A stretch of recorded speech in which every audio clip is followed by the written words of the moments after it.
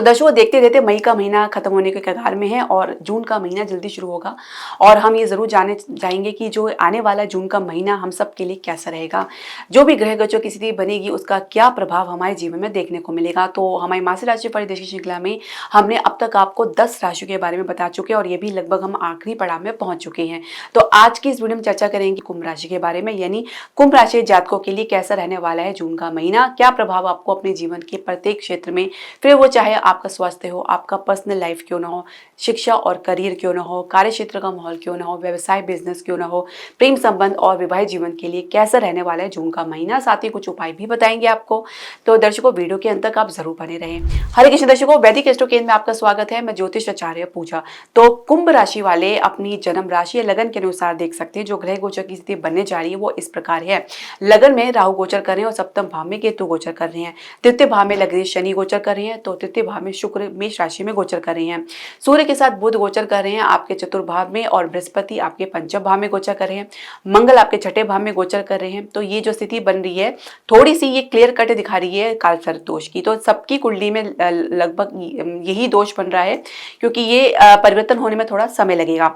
अब आप इसमें जो इनकी ग्रहों की स्थिति में कुछ परिवर्तन देखेंगे, जैसे कि बुध 6 जून को मिथुन राशि में प्रवेश करेंगे, मंगल 7 जून को सिंह राशि में प्रवेश करेंगे, यानी मंगल जो है जो आपके छठे भाव से निकल के सप्तम भाव में आ जाएंगे। थोड़ा सा आपको सावधान रहने की आवश्यकता है।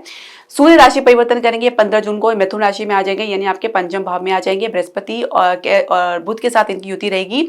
इसके अलावा बुध पुनः राशि परिवर्तन करेंगे 22 जून को, ये आ जाएंगे आपके छठे भाव में कर्क राशि में। शुक्र राशि परिवर्तन करेंगे 29 जून को, ये वृषभ राशि यानी अपनी राशि में आ जाएंगे, चतुर्भाव में आपके सुख स्थान में आ जाएंगे। यहाँ पे शुक्र जो है बली अवस्था में होंगे। तो ये जो परिवर्तन आप देखेंगे जून के महीने में देखेंगे। अब इसका प्रभाव का वर्णन करने से पहले दर्शकों मैं आपसे एक छोटा सा निवेदन करना चाहूंगी कि आप हमारे चैनल को सब्सक्राइब करें, बेल नोटिफिकेशन जरूर प्रेस करें। इसके अलावा आप हमारे चैनल को लाइक और शेयर जरूर करें। स्वास्थ्य की बात करेंगे तो मंगल की दृष्टि आपके लगन भाव में पड़ रही है, तो द्वादश भाव में पड़ रही है और नीच की अवस्था में मंगल है। तो कहीं ना कहीं एक फ्रस्ट्रेशन, एक क्रोध से आप जो गुजर रही हैं तो उससे थोड़ी राहत मिलती हुई नजर आएगी। लेकिन ये फिर मंगल आपके केतु के साथ रहेंगे सप्तम भाव में, जिनकी पूर्ण दृष्टि आपके लगन भाव में पड़ेगी। तो जल्दबाजी फिर भी वही आपको हानिकारक साबित होगी। यहाँ पे इन दोनों की एनर्जी काफी क्विक और सडन रिजल्ट देने में सक्षम रहेंगी। कुछ भी अचानक आपकी जिंदगी में घट सकता है या आपके स्वभाव में कुछ अचानक का परिवर्तन देखने को मिल सकता है या कुछ अचानक आप कुछ ऐसा कह सकते हैं या कर सकते हैं जिसका परिणाम के बारे में आप सोच विचार करते हुए नजर नहीं आएंगे। अटेंशन पाने के लिए आप कुछ भी तरकीब अपनाते नजर आ सकते हैं या परिवार के साथ थोड़ी संघर्ष की स्थिति होने के बावजूद कहीं ना कहीं आप इसका जो है कुछ गलत या विपरीत मतलब भी निकाल सकते हैं। इसके अलावा हम बात करेंगे हृदय के हमें थोड़ा राहत तो मिलता हुआ पा रहे हैं, साथ ही और स्ट्रेस से आपको मुक्ति मिलेगी। पाचन में आपको पहले से बेहतर देखने को मिलेगा, लेकिन खान पान को अगर आप उचित रखेंगे तभी ये आगे भी आपके लिए बेहतर ही रहेगा। तो राहु केतु की एनर्जी आपके लगन और सप्तम भाव में रहने वाली है पूरे वर्ष तक और इससे आपको सावधान रहने की आवश्यकता है। खासकर मंगल जब केतु के साथ होते हैं तो बहुत ज्यादा फ्लक्चुएशन आप अपनी सिचुएशन में देखते हैं। बीपी की समस्या, खासकर लो बीपी की समस्या भी देखी जा सकती है, जिसमें घबराहट होना, रक्त विकार की अन्य समस्या भी देखी जा सकती है। तो थोड़ा अलर्ट रहे। इसके अलावा हम बात करेंगे शिक्षा करियर की। तो पंचम भाव में बृहस्पति गोचर करें, पंचमेश बुध आपके चतुर्थ भाव में सूर्य के साथ गोचर कर रहे हैं। तो बृहस्पति सही दिशा आपको देते नजर आ रहे हैं, यानी किसी गुरु का मार्गदर्शन आपको मिल रहा है, उसी दिशा में आप आगे बढ़ेंगे तो ही आपको सफलता देखने को मिलेगी। अब ये बात आप मान के चलिए क्योंकि परिणाम के स्वामी यानी लाभ भाव के स्वामी बृहस्पति पंचम भाव में गोचर करके अपने ही स्थान पे अपने भाव पे दृष्टि डाल रहे हैं। तो आप ये मानकर चले जब आप अपने गुरु के प्रति गंभीरता दिखाएंगे, उनके किसी बात को गंभीरता से लेंगे तो आपको परिणाम आपको अपने पक्ष में देखने को मिलेगा। उच्च शिक्षा के लिए आपकी स्थिति काफी मजबूत बनती नजर आ रही है। यहाँ तक कि अगर आप विदेश के लिए स्थान से बाहर भी कहीं प्रयास कर रहे हैं तो वहां पे भी आप सफलता की सीढ़ियों को चढ़ते जाएंगे। इसके अलावा कंपटीशन में आपको द्वितीय सप्ताह से कुछ राहत देखने को मिलेगा। कैंपस प्लेसमेंट में आपका प्रदर्शन काफी प्रशंसनीय और आत्मविश्वास से भरपूर रहेगा और इसी के आधार पर कुछ बेहतर ऑफर भी प्राप्त कर सकते हैं। यदि मिल गया है तो आप शुरुआत थोड़ी सी ढीली देख सकते हैं, जल्दी आप अपने आप को पिकअप करेंगे, परंतु थोड़ी सी एनर्जी आपके कार्यक्षेत्र में मिसमैच हो सकती है, क्योंकि आप अपने आप को कार्य क्षेत्र के माहौल में आसानी से ढालते हुए नजर नहीं आ सकते। एक एडेप्टेशन की यानी खुद को माहौल में ढालने की कुछ कमी आपके भीतर देखी जा सकती है। कुछ सोच विचार आपकी विपरीत रह सकती है, जो सोचकर आप गए थे वैसा माहौल आपको देखने को नहीं मिल पाएगा। थोड़ा सा ये दिक्कत आपको देखने को मिल सकती है। लगभग ये महीना पूरा आपको इसी प्रकार से संभालना है। नेक्स्ट मंथ से आपको कुछ ना कुछ परिवर्तन इसके संदर्भ में देखने को मिलेगा और एडजस्टमेंट में आप अपने आप को सहज भाव में पाएंगे। इसके अलावा अगर हम बात करें कार्य क्षेत्र की, जो पहले से नौकरी पेशा लोग हैं उनके लिए कैसा रहेगा।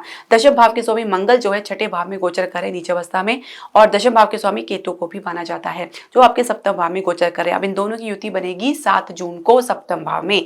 अब ये कोई भी निर्णय लेते समय आप सोच विचार करते हुए नजर नहीं आएंगे। किसी का अनुभव भी अगर आपको कुछ शिक्षा दे रहा है, कुछ ज्ञान दे रहा है, कुछ अनुभव दे रहा है, उसके बावजूद भी आप कहीं ना कहीं कुछ जल्दबाजी करते नजर आ सकते हैं। केतु और मंगल आपको कहीं ना कहीं कुछ उकसावे की स्थिति में ला सकते हैं और इसका उकसावापन आपको नुकसान दे सकता है।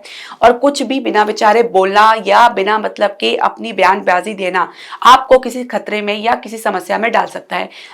इससे आपको बचना होगा। और केतु और मंगल की एनर्जी को कंट्रोल करने के लिए बृहस्पति की एनर्जी को बढ़ावा देना होगा। बृहस्पति का आप उपाय करें, बृहस्पति को मजबूती दे और हो सके तो सरेंडर की भावना ईश्वर के प्रति लेकर चलें।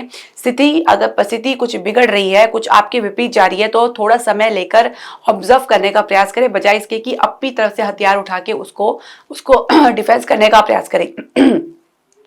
तो ये सिचुएशन थोड़ी सी आपके लिए विपरीत रह सकती है। अच्छा, आप अगर नई नौकरी के लिए प्रयास करें तो द्वितीय सप्ताह से थोड़ी स्थिति बेहतर आपको देखने को मिलेगी। तब तक आपको जो अनुभव हो रहा है उसके आधार पे अपने जो भीतर सुधार की कमी है उसको दूर करने का प्रयास करें।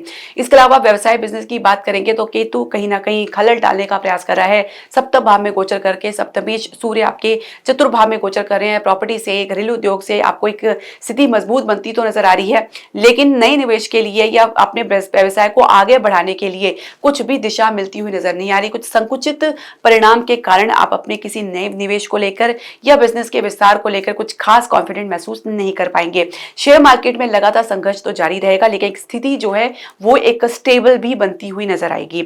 सोच समझ के आप निर्णय लेंगे और इसी आधार पर आपको लाभ भी देखने को मिलेगा। फाइनेंशियल सेक्टर में अच्छी खासी मजबूती, स्टेबिलिटी आपको देखने को मिलेगी और इसकी जो भी कमी है वो दूर होती नजर आएगी। इसके अलावा शॉर्टकट तरीका ना अपनाए तो बेहतर रहेगा, क्योंकि आप पे काम स्वतः ही बनेंगे। थोड़ा धैर्य से आप काम ले। अब हम बात करेंगे आपके प्रेम संबंध की। पंचम भाव के स्वामी बुध चतुर्भाव में सूर्य के साथ गोचर करें और पंचम भाव में बृहस्पति गोचर करें। कह सकते हैं कि एक डिवाइन हेल्प आपको मिल रही है, आपको एक ज्ञान मिल रहा है जिसे आपको पहचानना होगा। कहीं पे भी ये ज्ञान आपको मिल सकता है, किसी के द्वारा मिल सकता है, या कहीं पे आप चलते फिरते उसको पढ़ सकते हैं। तो जो नॉलेज आपको मिल रही है, एक मार्गदर्शन आपको मिल रहा है, उसे पहचानने की आवश्यकता है और उसको लेकर आप गंभीरता से विचार करें। कहीं ना कहीं अपनी चंचलतापन को आपको त्यागना होगा।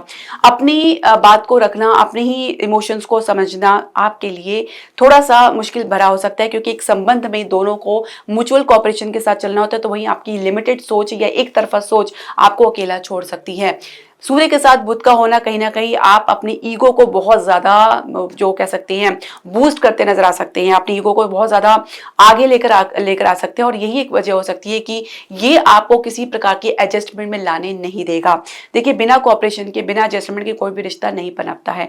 तो यदि आपको रहना है प्रेम संबंध में तो अपनी शर्तों पे, अपनी कंडीशन पे, अपनी सोच पर, अपनी इच्छा, अपनी चाह पे चलेंगे तो नहीं काम चलेगा। अब विवाह की चर्चा करें तो फिलहाल आपको विलंब और इस कह सकते हैं कि चर्चा असफल होती मिलती नजर आएगी। ऐसे में आपको थोड़ा सा धैर्य से काम लेना है, क्योंकि अभी पूरा वर्ष ऐसे ही रहेगा। इसके अलावा बात करें विवाहित दंपत्ति की तो आपको कह सकते हैं कि सामंजस्य बनाने की बहुत बड़ी आवश्यकता रहेगी, क्योंकि कहीं ना कहीं राहु और केतु आपके पंचम सप्तम भाव को काफी हद तक प्रभावित कर रहे हैं और ये जो आपके जो कॉम्बिनेशन बन रहा है आपके जीवन में निरस्तापन, उदासीपन, हाईली एक्सपेक्टेशन और उसकी निराशा, उसके परिणाम की जो निराशा है वो लेकर आएगी। तो ऐसे में एक दूसरे को कॉपरेट करके चलेंगे तो ज्यादा बेहतर रहेगा। समझने का प्रयास करें तो ज्यादा अच्छा रहेगा। संतान प्राप्ति के लिए आपका बहुत अच्छा योग बन रहा है यदि आप प्रयास करेंगे और खासकर बृहस्पति को मजबूती देंगे, क्योंकि गुरु चंडाल योग में है तो आपको अच्छी सफलता मिल सकती है। तो बृहस्पति का उपाय जरूर करें। गोपाल मंत्र का आप जाप, संतान गोपाल मंत्र का जाप कर सकते हैं। इसके अलावा आप विष्णु सहस्त्र नाम का पाठ भी अवश्य करें। अब हम उपाय तो हमने आपको बता ही दिया, लेकिन एक उपाय और भी आपको बता देते हैं कि राहु केतु को भी आपको संभालना है। तो इसके लिए राहु के लिए आप पक्षियों को दाना डाल सकते हैं और केतु को आप आप कली कुत्ते को भोजन खिला सकते हैं। यदि ये संभव ना हो तो आप ओम श्री गणेशाय नमः का 108 बार नित्य जाप करें। ये भी एक आसान उपाय केतु की एनर्जी को कंट्रोल करने का।